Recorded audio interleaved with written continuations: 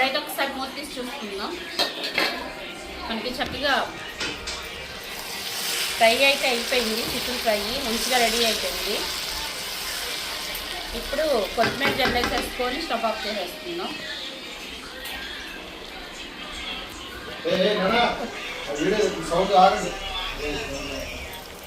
ప్రతి కొత్తిమీర వేసేసుకుంటున్నాను. ఇంట్లో పుష్కలంగా కొత్తిమీర ఉంది, అందుకే ఎక్కువ వేసుకుంటున్నాను.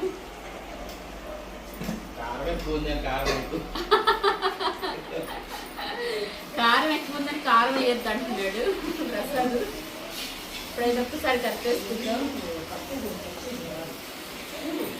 మంచి గుమగుమలాడే మిరపకాయ కోడి వేపుడు రెడీ. ఎవరికి కావాలో చెప్పండి.